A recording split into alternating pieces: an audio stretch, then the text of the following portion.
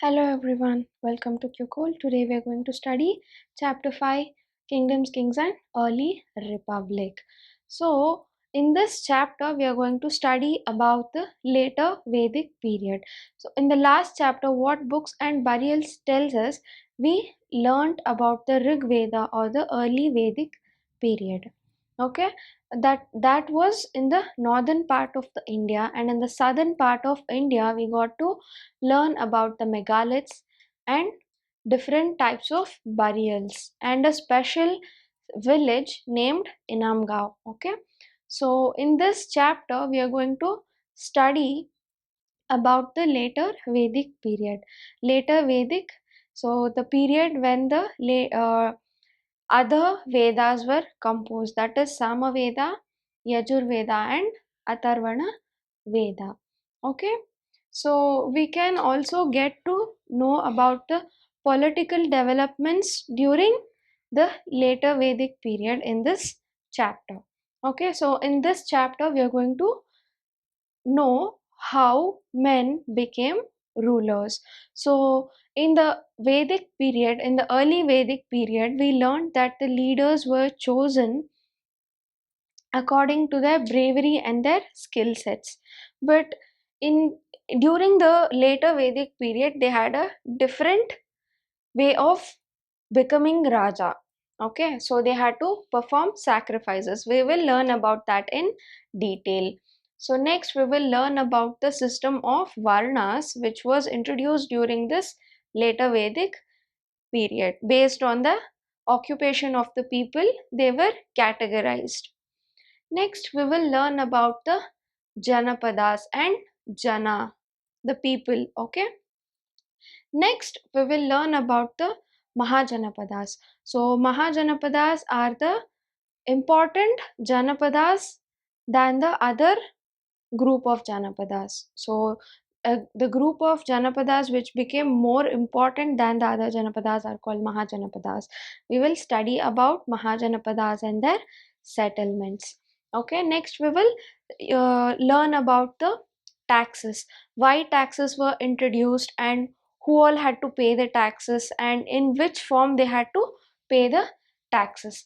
Next we will learn about some important changes during the later Vedic period which took place in the field of agriculture, and we will learn about some of the important Mahajanapada settlements, that is Magadha and Vrijji. So we are going to learn more about the Mahajanapadas and their settlements.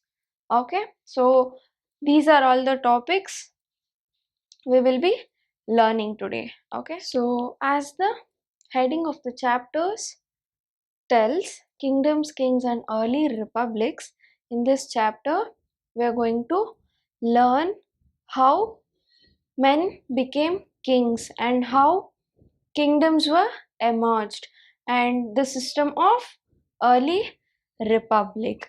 Okay, so in the last chapter we learn, that is in the chapter 4, we learned how leaders were chosen. So leaders were chosen by the Jana or the people based on their skill set and bravery. Oh, right. So but about 3000 years ago, that is during the later Vedic period, some changes were taking place in the system of choosing the Rajas. So during this time, if the men conduct sacrifices, if they perform big sacrifice such as Ashwamedha sacrifice, they were considered to be a strong and powerful king. Okay, so one such sacrifice was Ashwamedha or the horse sacrifice. So now we will learn about the sacrifice, that is Ashwamedha or the horse sacrifice, which was organized or performed by the kings who wanted to become the rulers or the rajas. So Ashwa means horse. So horse sacrifice or Ashwamedha sacrifice. So in this sacrifice, a horse, particularly a white horse, was let to wander freely, and that horse was guarded by the Raja's men. Okay, so we can see that in the picture. If the horse wandered, so this is a territory and this is another territory. Okay, so the Raja of this territory is performing the Ashwamedha yajna. Okay, so if the horse wanders from this territory to this territory, and if the horse is let to pass easily through that territory, it meant that the leader of this territory or the Raja of this territory accepted defeat and accepted that the Raja who is performing the sacrifice of Ashwamedha is powerful and stronger than him. Okay, so if they stop the horse, they had to fight battle. So if they let the horse pass, they had to accept the defeat. If they stopped the horse, they had to fight battle. Okay, so this was called the Ashwamedha sacrifice. Okay, so later there are some rituals which is to be performed by the priests in the royal court. Okay, so here horse plays a important role, so that is why it is named as horse sacrifice or the Ashwamedha sacrifice. Okay, so in this sacrifice, Raja was the central figure of this sacrifice.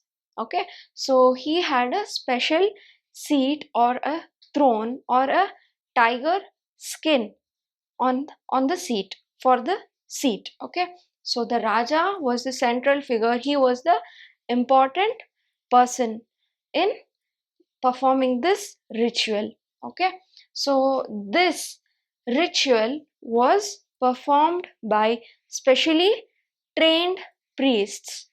Okay, so they were given gifts in exchange for performing the ritual.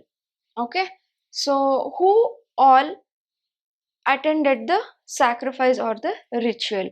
So we know that Raja is the important person in this ritual. Okay, so Raja's children and Raja's wife, even they had to perform or complete some rituals. Okay, so next comes the Raja's relatives and the other Rajas who were the spectators who came to spectate the sacrifice, and they also bought some gifts for the Raja who is performing this sacrifice. Okay, so we already know that the specially trained priests performed this sacrifice and they got special gifts from the Raja, and that includes a ritual where the sacred water is sprinkled on the king. Okay, so next the charioteer. So the charioteer who had witnessed the glory of Raja during the battle, so he spreads the glory of Raja. He chants the tales of glory of the Raja to everyone. Okay, next the wish or the vaishyas.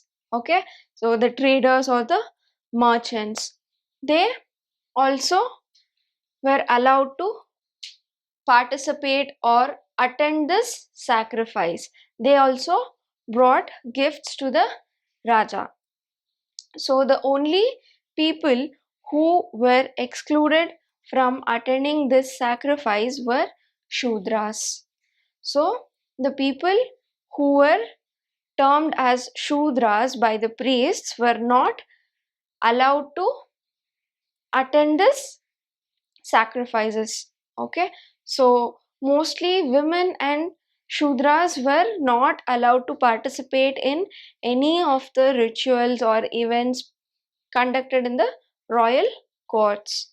Okay, so this is all about the Ashwamedha Yajna and how men became rulers. So they became rulers by performing big sacrifices. So the Raja who conducts this sacrifice is considered to be more powerful ruler. Okay, so this is how men became kings and the small territories became kingdoms. Okay, so I mentioned the word Shudras and Vaishyas, right?